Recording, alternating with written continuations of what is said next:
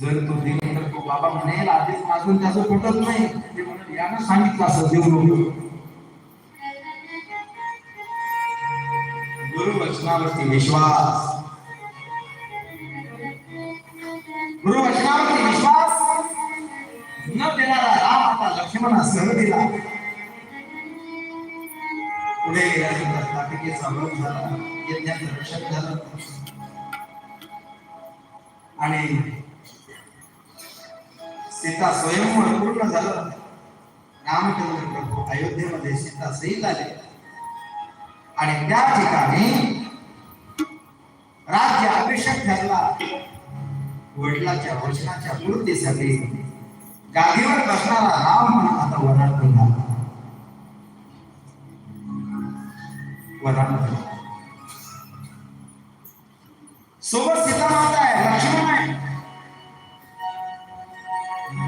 विधि नाते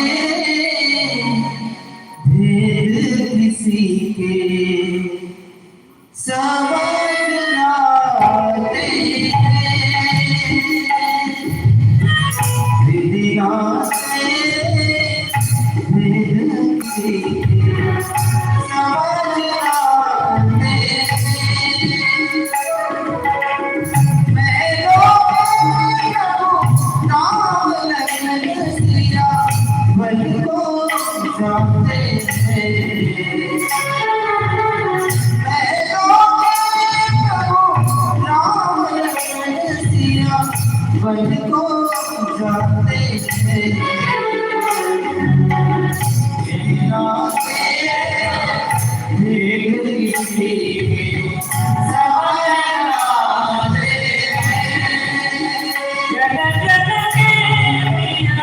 राम लखन सिया बल को जाते हैं.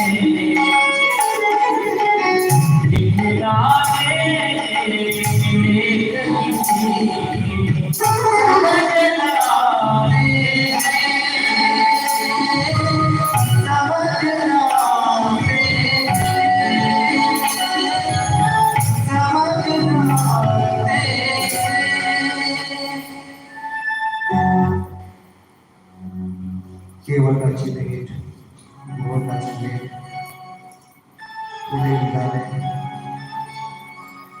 चित्रकूटावरती भगवान परमात्म्याचं वास्तव्य. भरत भेट, त्याच्यानंतर प्रभू रामचंद्राने भरताला पादुका दिल्या. भरत अयोध्येमध्ये नंदीग्रामामध्ये राहतो. पादुका गलीवरती स्थापन केले. हा 14 वर्ष पूर्ण झाल्यानंतर माझा राम विश्वास.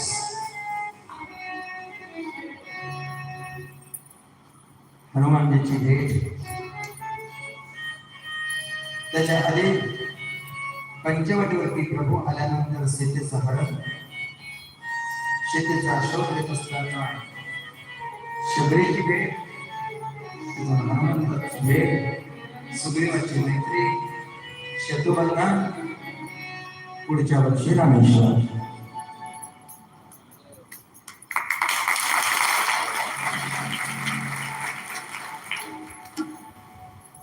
शत्रुबंधन, लंकेमध्ये प्रवेश, युद्ध, रावण संपला, सीता प्राप्त झाली. प्रभू पुन्हा अयोध्येमध्ये परत आले आणि आपल्या मंदिरामध्ये सिंहासनावरती आरूढ झाले. बोले श्री रामचंद्र भगवान की जय.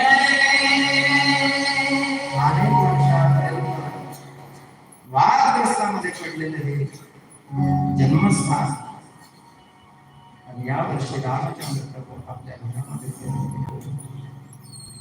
मला कळत नव्हतं. या देशाचा प्रधान एक दिवस म्हणत होता की सबको घर मिल जाएगा. मला कळतच नव्हतं सगळ्यांना घर दिल कसा हा माणूस, सगळ्यांना घर दिल कसा काय, सबको घर मिल जाएगा.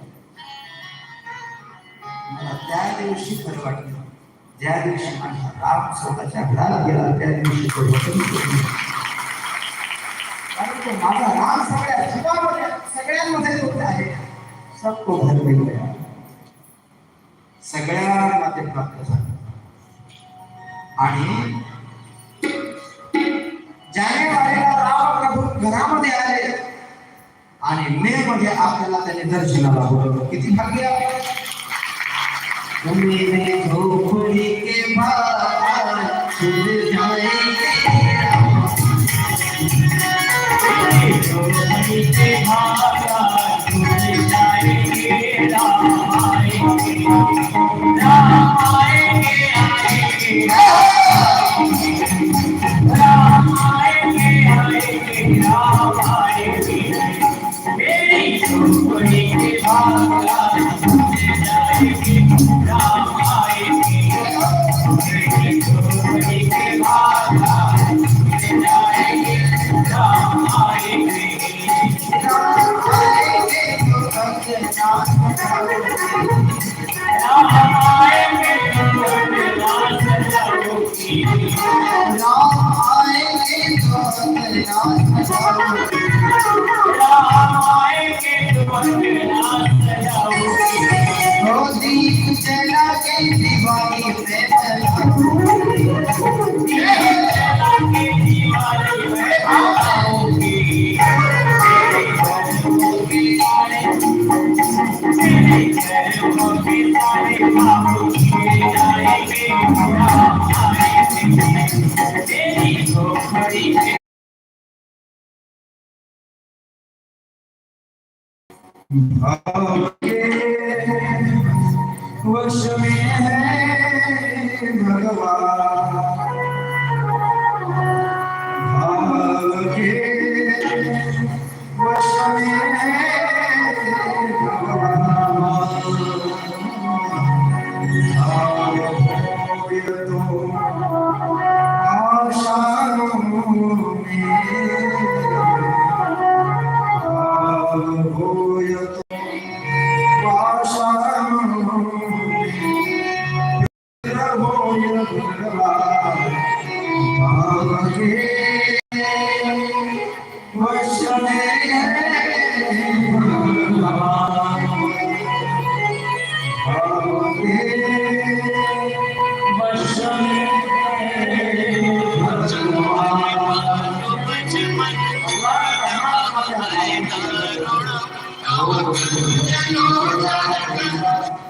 पूर्वी धरावितेच्या जसा केला तसा होतो, जसा भावाने त्याला बोलवलं तसा तो कभी राम बन के चले आना, कभी चले आना, कभी राम बन के, कभी राम बन के चले आना, चले आना,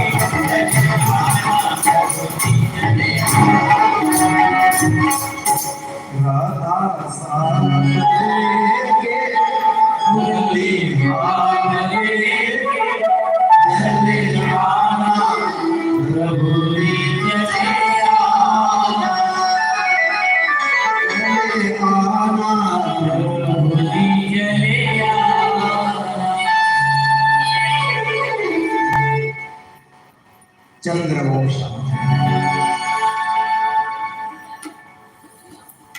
अर्जुन, सुरसेन, उग्रसेन मोठे मोठे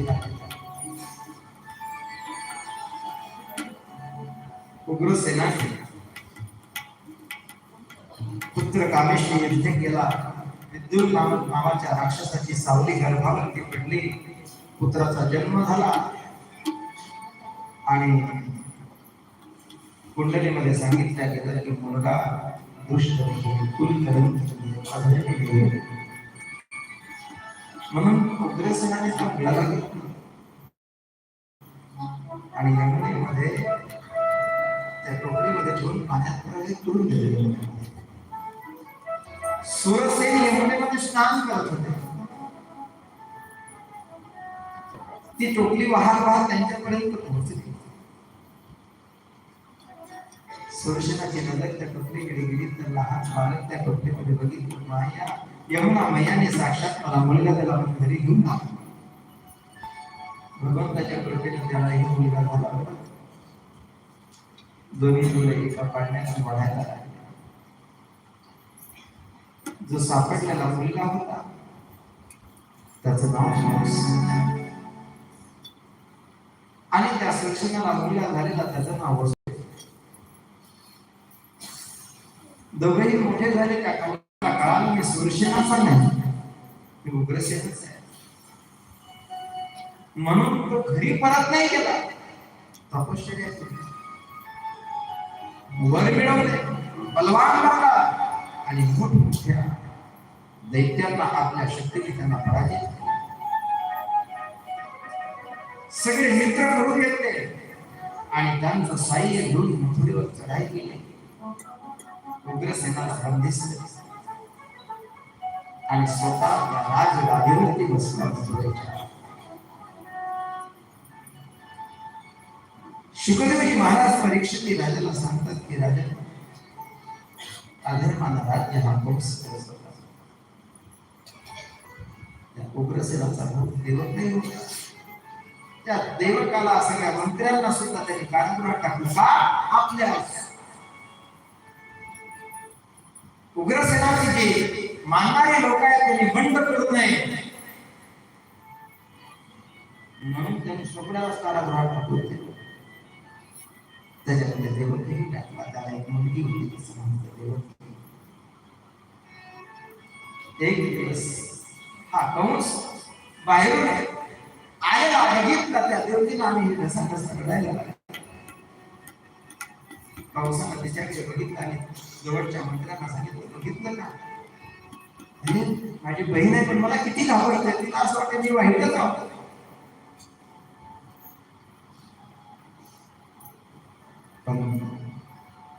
तिला असं वाटत असेल की माझ्या बाबाला यांनी कारागृहात टाकून असं कोण करेल सगळं. पण मी एवढा वाईट थोडा आहे. वाईटाला खरंच वाटते की मी वाईट होईल. तिचा विवाह मी करेन, तिचं सर्वस्व मी करेन, माझी बहीण आहे.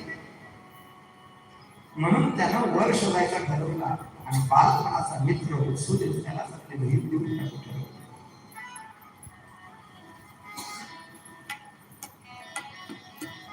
स्वतःचा रथ कंसाने काढला आणि वसुदेवाच्या दारात उभा केला. वसुदेवाला कळालं की कंस आपल्या झाली काय काय वसुदेवाला विचारलं, कंसा अरे अचानक निरोप पाठवला असता तर मी सभेमध्ये आलो असतो. पण आपण इथपर्यंत कष्ट घेतले. त्याने सांगितले मी राजा म्हणून आलो नाही, मी तुझा मित्र आहे. आपण बालपणात सोबत राहा. माझी बहीण देवकी, माझी इच्छा आहे की तिचं पाणी ग्रहण करावं. वसुदेवाने कंसाला सांगितलं ते सगळं तुझं म्हणणं बरोबर असेल, परंतु माझ्या इच्छेसाठी तुला करावं लागेल. वसुदेवाला नकार द्यावा लागला आणि लग्नाची तयारी सुरू झाली. वसुदेवा देत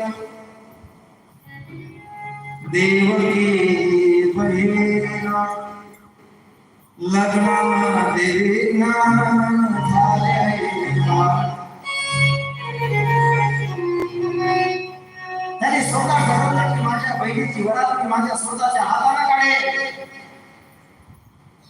वधू त्या रथामध्ये बसले आणि त्या पद्धतीने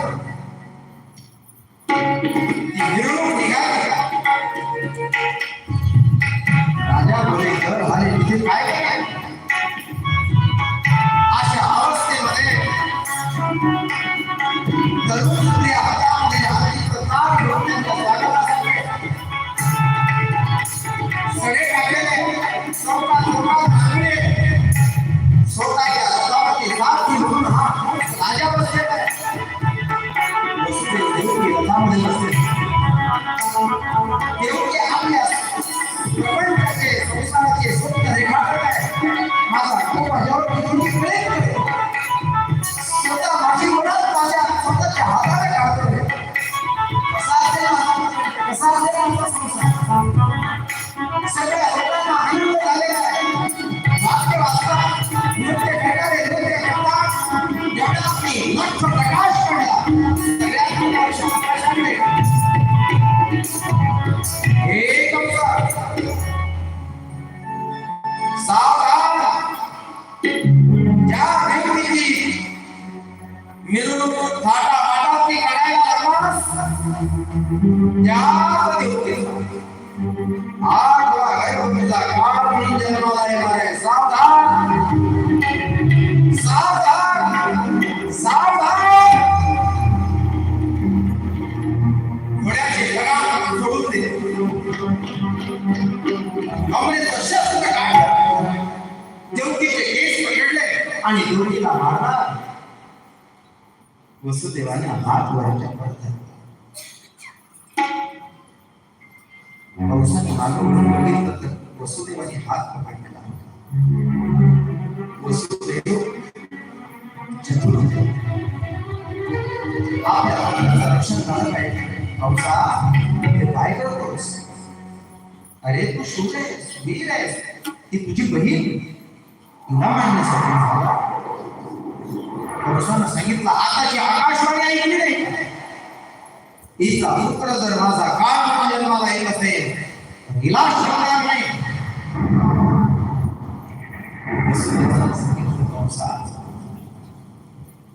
अरे पण तुला देवकीपासून तर काही भीती नाही.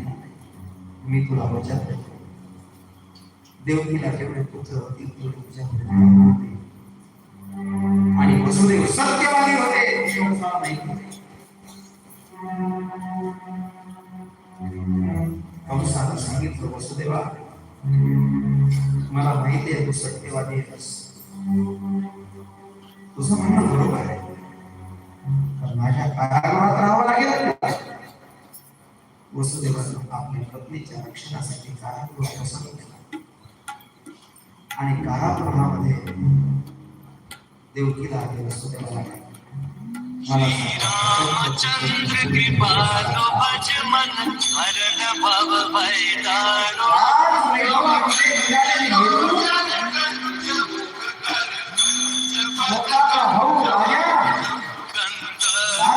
गणित अमित छबित बजील नीरज सुंदरम. मानवा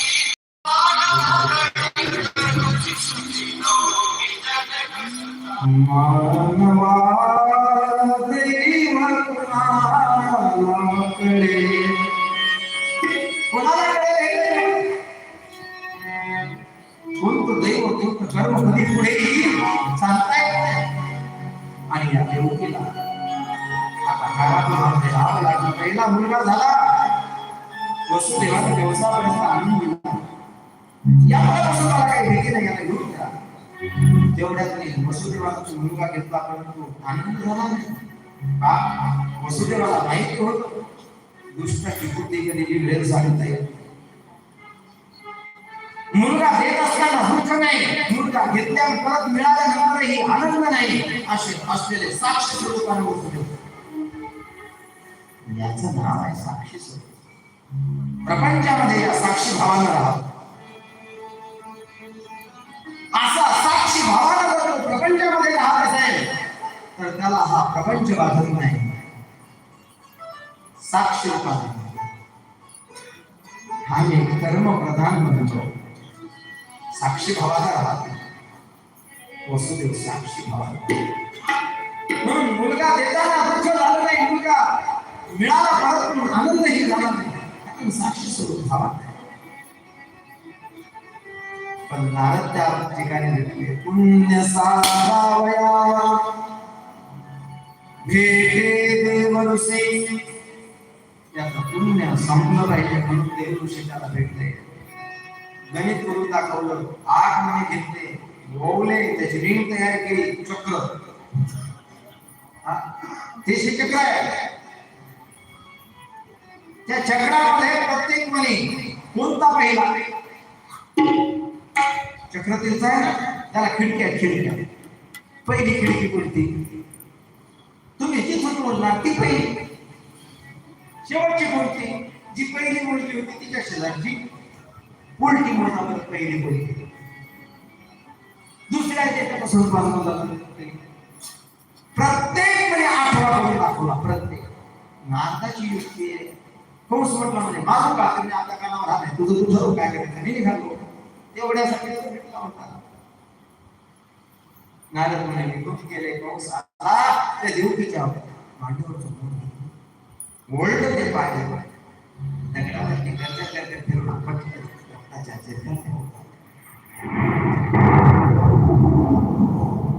एक 2 3 4 5 6 ही भारी तुलाच्या 7 वार शेषाला सांगितलं तुम्ही जा. त्याने सांगितलं मी नाही, तुझ्याकडे फार मागील आवराई पश्चिमा सेवीला आरोग्य तुम्हा सगळे आता नाही. 14 वर्ष उपाशी राहिलो, दोघांना बायकोला करून आनंद होतो. कधी म्हटलं का लक्ष्मण आहे 14 वर्ष फुकट फिरलो तुमच्या सोबतच त्या मनात.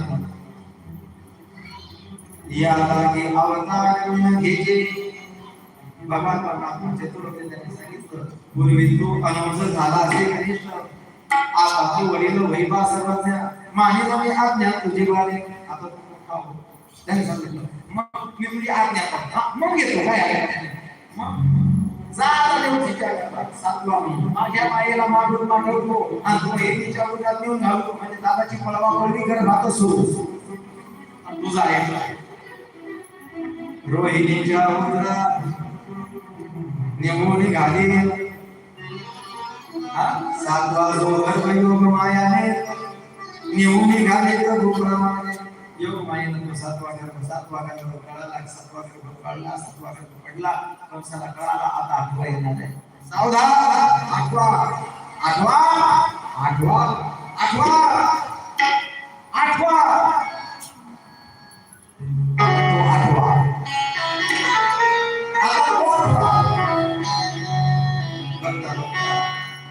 देवकीचे तेज दिशे जैसा सूर्य कंसाचे हृदय कापसे.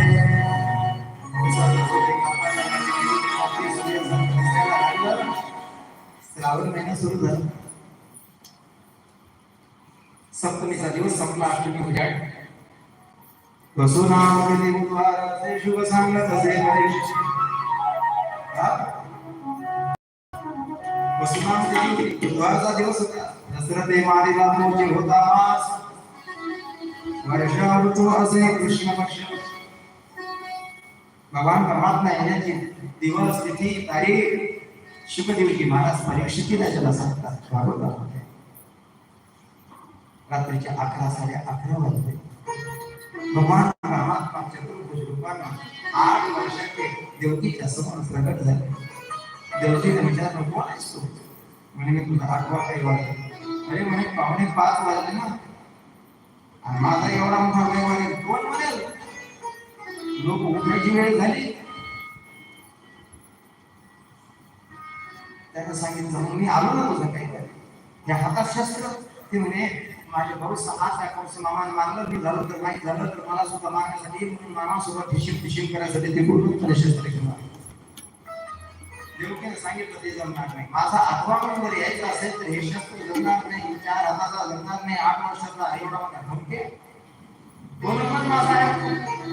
माझा म्हणून यायचं असेल तर लहान व्हावं लागेल, बाळ रूपाने यावं लागेल. माझ्या समोर प्रकट होऊन रडावं लागेल. तो म्हटला रडणार नाही, येईल पण रडणार नाही. का? रडवण्यासाठी झालंय. ते म्हटले पण लहान व्हावं लागेल. होतो म्हणे, झालं लहान. आता झालं का? अजून लहान झालं लहान. हे 4 2 हात गेले. आता झालं का? नाही अजून. डोक्यावर समोर आता झालं का? नाही अजून नाही. अंगावरचे कपडे, अंगावरचे कपडे. आई आता अंगावरचे कपडे घालावे लागतात. अरे जन्माला आलेलं काय घालून येत असते का? विचार नाही केला बाया. अंगावरचे कपडे. तो म्हटला मी सगळं करतो, पण मी सांगतो ते करशील काय? ते मी सांग. नंदाच्या घराला मजली गोकुळाला, माया मजली ते मज ठेवी आणि येते. मला नंदाच्या घरी घेऊन ठेवा. तिथे माझी माया उत्पन्न झाली, तिला इथे घेऊन या, मला घेऊन ठेवा. मग मी त्याच्या गोकुळामध्ये दूध खाईल. मोठा पैलवान म्हणाल आणि तुम्हाला मामाला मारवून खराब राहतो सोडून. देवकी म्हणलं ते आमचं काय पहिलं लहान हो. ते म्हणजे बघतो पण एवढं लक्षात ठेव. ते म्हणजे बघू बघू बघू नाही एवढं करणार असं तर लहान होतो. देवकीने सांगितलं तू म्हणतो ना नक्कीच तसंच करेल. बरोबर 12 वाजले. अयोनी संभव नवरे कावी स्वामी नामयाचा स्वामी प्रकटला. भगवान परमात्मा प्रकट झाले. शुभदेवजी महाराज परीक्षित राजाला सांगतात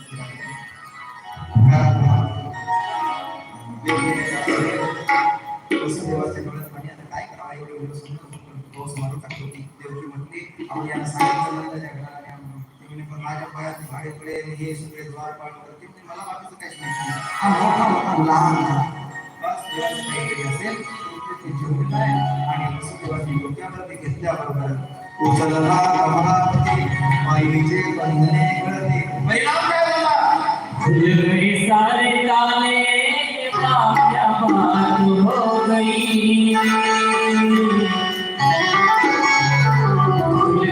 सारे काले क्या बात हो गई,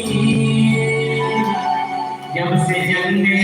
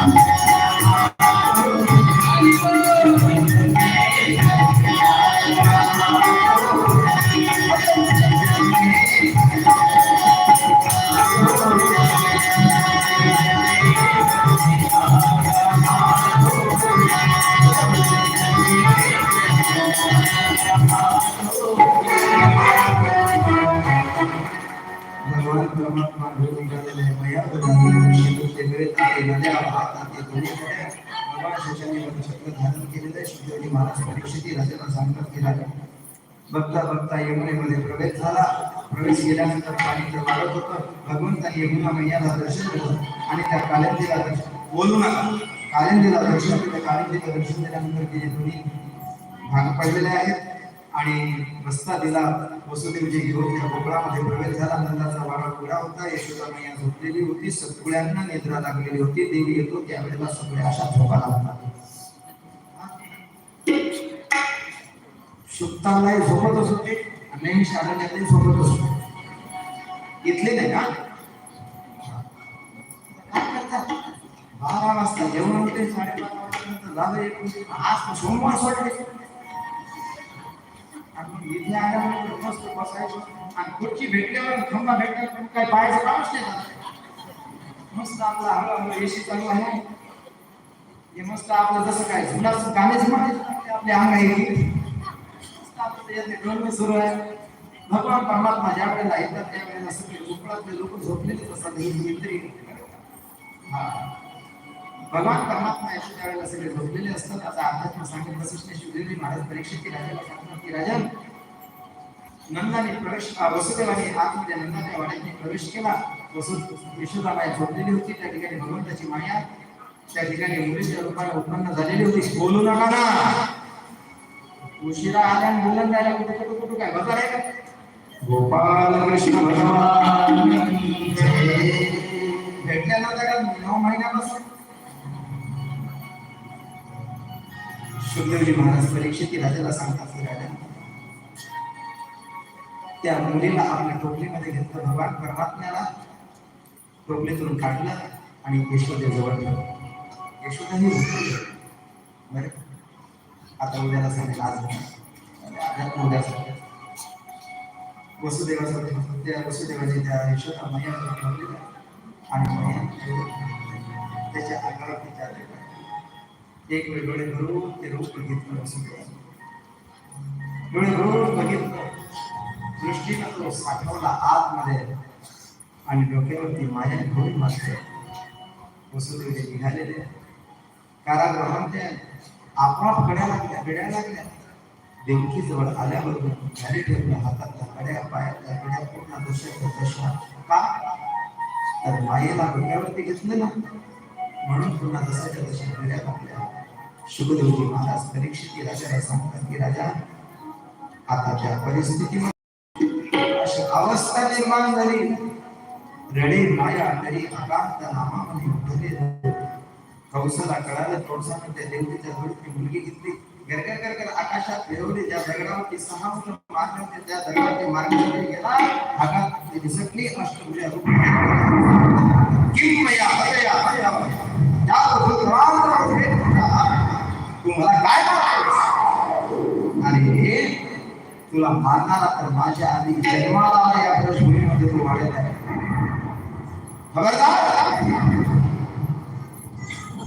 गुप्त झाले कंस घालायचा आणि तिकडे गोकुळामध्ये नंदाची बहीण सुनंदा आणि सहज नजर गेली यशोदेची. यशोदा झोपलेली आणि तिच्याजवळ बाळ आहे. असं कधी झालं का. सुनंदा उठली पहिले देवाजवळ गेली. देवा नाला झाला पाहिजे बरं नाली म्हणते. देवाला नमस्कार केला. दीप लावला आणि त्या मुलाच्या अंगावरचं ते चादर काढलं. नीलकमल असा लाला घेतला. सुनंदा तर पागलच झाली आणि दादाला येऊन सांगितलं दादा आनंद भैया दादा आनंद भैया दादा आनंद भैया अरे बोलला दादा आनंद भैया अरे बोलला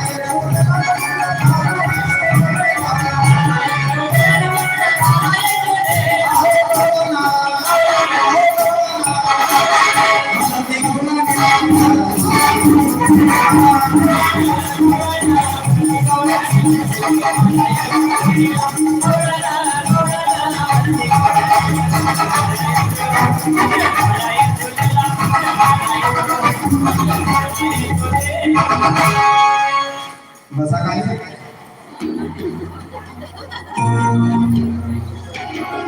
तिला सांगते, तिला सांगते, तिला सांगते, तिला सांगते. ऐकलं का ग? किती सांगू ऐकलं का ग? अगं काय तुला माहित नाही का काय झालं नाही का? अगं यशोदेला मुलगा झाला, नंद बाबाला मुलगा झाला. सगळ्या गोष्टी का नंद बाबाच्या वाड्याच्या समोर वसुदेवाने स्नान केलं. एक मिनिट शांतता, 2 मिनिटं शांतता ठेवा. आनंद घ्यायचा असेल तर वाजू द्या ना मग 6 असा.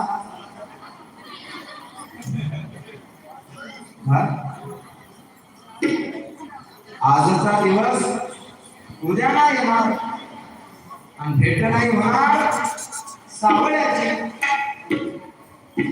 काय म्हणते चहा भेटेल ना.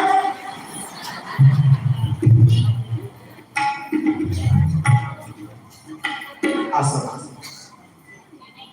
शुकदेवजी महाराज परीक्षित राजाला सांगतात की राजा सगळ्या गोपींना गोपाळांना कळालं आणि वसुदेवाच्या दारामध्ये सगळे गोपाळ आले आणि गोपिका आले. गोपाळ एक गोपाळ आणि गोपिका सगळे नंद बाबाच्या दारात आहे. वसुदेवाने लालाला मधु संस्कार केला. हा पहिला संस्कार असतो वडिलांच्या हाताने केला पाहिजे. डॉक्टर साहेब तुमचं मुलगा मोठा झाला आणि नातासाठी लक्षात ठेवा, मुलगा जर जन्माला आला तर वडिलांच्या हाताने हा पहिला संस्कार करायचा असतो. त्या माऊलीनं आपल्या पतीजवळ त्या मुलाला द्यायचं आणि त्या माणसाने तो मुलगा असा घ्यायचा. बरं का गुरुजी?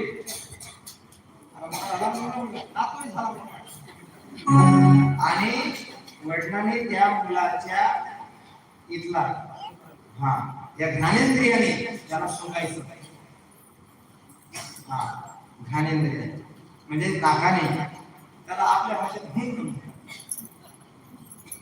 सोंगायचं घाणेंद्रियाने. आणि त्याच्यानंतर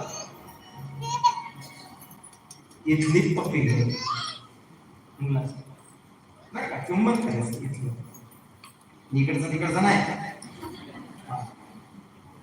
त्याच्यानंतर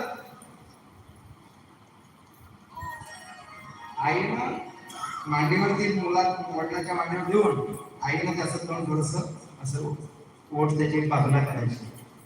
वडिलांनी चांदीच्या वाटीमध्ये सोन्याच्या काडीनं शुद्ध मध घेऊन त्या मुलाच्या जिभेवरती ओढ काढायचा. त्या मुलाच्या जिभेवर काढ काढायचा, ओढ काढायचा. कोणी काढला आतापर्यंत आपल्या मुलाच्या? एक हात, 1 2 3 4 बरेच हात झाले. आता कसं काय झाले काय सांगा बरं.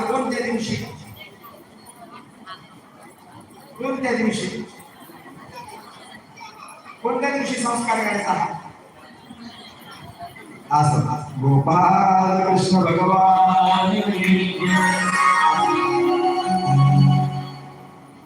मुद्दाम तो एक प्लेट घेतला कारण सगळं कार्यक्रम युट्यूबवर आहे. सगळ्या महाराष्ट्राला सगळ्या भारताला कळू द्या ना हा संस्कार. आणि मग तो संस्कार त्या सोन्याच्या काडीला करायचा. त्याने काय होतं? मुलाचं आयुष्य आणि तो मुलगा सत्य लक्ष्मी बनतो. त्याच्या जिभेवर काढला आणि त्या मुलाच्या आयुष्याची वृद्धी होते. असो हा संस्कार होता. वसुदेव जगामध्ये आले आणि सगळ्या गोपाळांनी नंद बाबाला बधाई दिली. लोक अभिनंदन करतात का नाही? आम्हाला मुलगा झाला, अभिनंदन. मुलगा लोक आणले का म्हणे? आणले म्हणे. नातू झाला ना तुमचा अभिनंदन.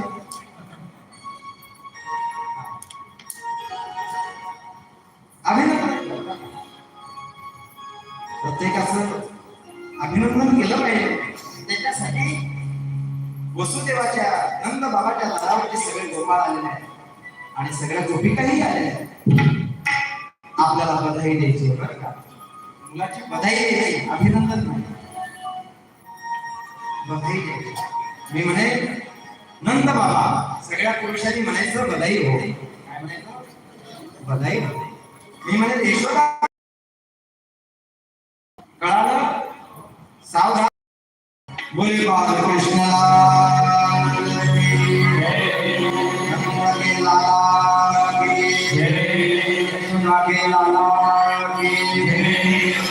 नंद बाबा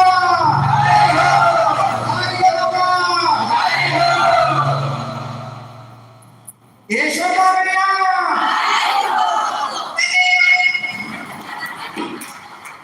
ऐसे कोई संदेह देती है क्या? माणसाची संख्या बघा किती कमी आहे. तुम्ही 75% नाही, 80% हाल तुम्ही घेतला. 20% तिकडे, 20% नाही म्हणता. बघा आवाज कसा काय झालंय. मला सांगितलं फोन करता मला तुमच्या भरोश्यावर मी बोलतो.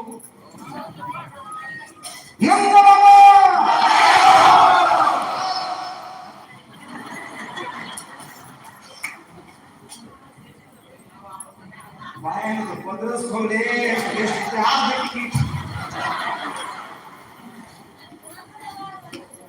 माणसं सोडूच देत नाही पाहिजे.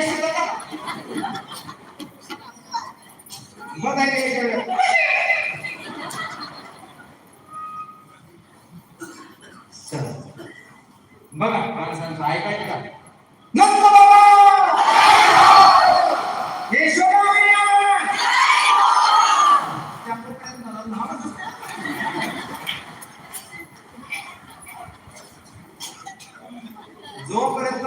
माझ्या लालापर्यंत पोहोचणार नाही तोपर्यंत माझा लाला प्रसन्न होणार नाही आणि तोपर्यंत ते आणि सुट्टी नाही. नंद बाबा नंद बाबा यशोदा मैया यशोदा मैया नंद बाबा नंद बाबा यशोदा मैया यशोदा मैया बोले नंद के लाला की बोले यशोदा के लाला की आज के आनंद की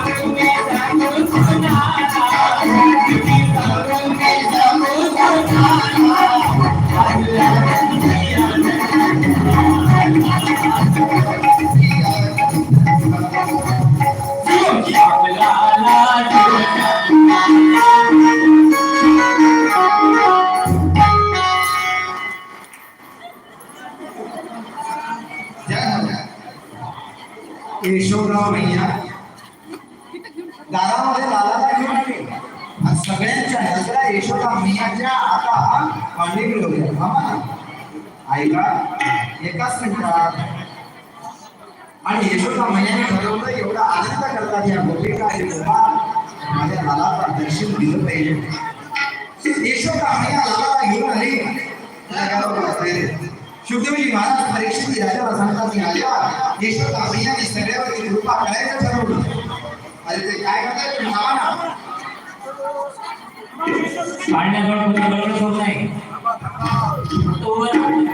काहीच नाही काम चालले हलवायला तर आता पोट दुखल ना.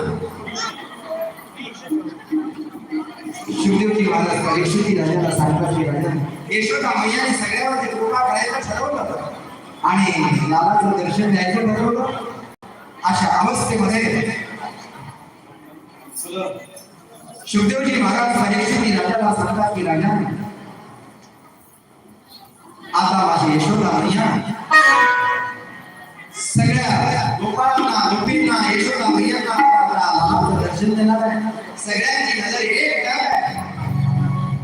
डोळ्याचं पातळ सुद्धा आणि आज यशोदा मैयाने सगळ्यावरती कृपा केली आणि लालाच्या अंगावरती असलेला तो मायेचा पदर तो लालाच्या मायेचा पदर तो अंगावरती काढला आणि सगळ्यांना दर्शन दिलं. बोले बालकृष्ण लाल की जय हो. बालकृष्ण लाल की जय हो. कृष्ण कन्हैया की जय हो. कृष्ण लाल की जय हो.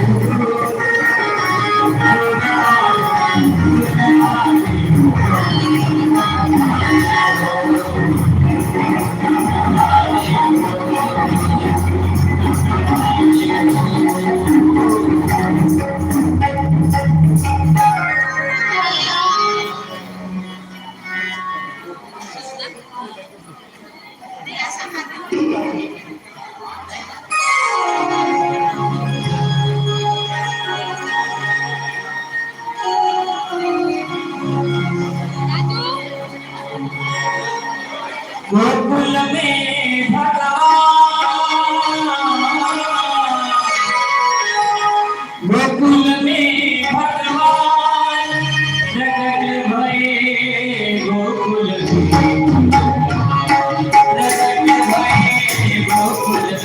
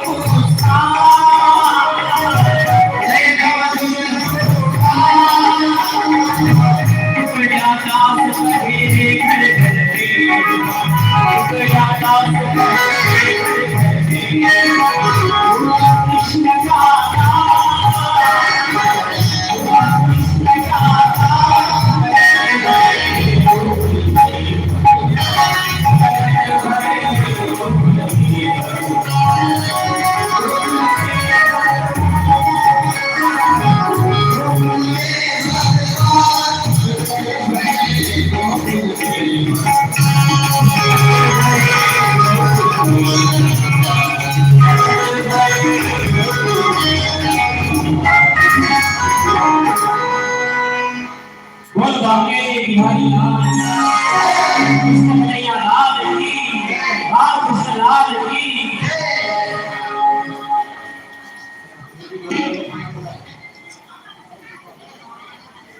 यशोदामाने विचारलेला कुठपर्यंत झालेला हा माझ्या लालाला भूक लागली असेल, झोप आली असेल म्हणून यशोदामाने या उठली लालाला तिथून घेतलं, पाळण्याजवळ गेली, पाळण्यामध्ये टाकलं आणि जोरी घातली.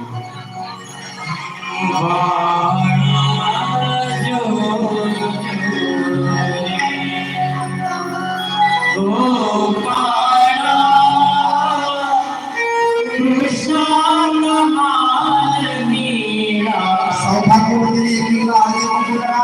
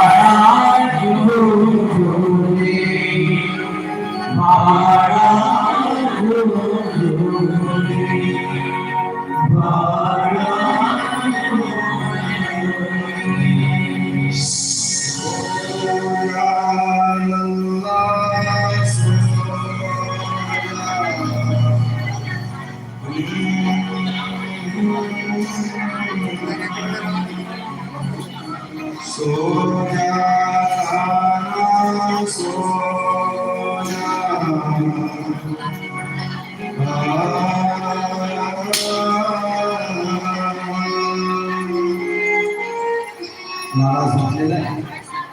उद्याला सगळ्यांनी लालाच्या सर्व स्नानाला आता उद्याला जोमतीवर जायचं आहे.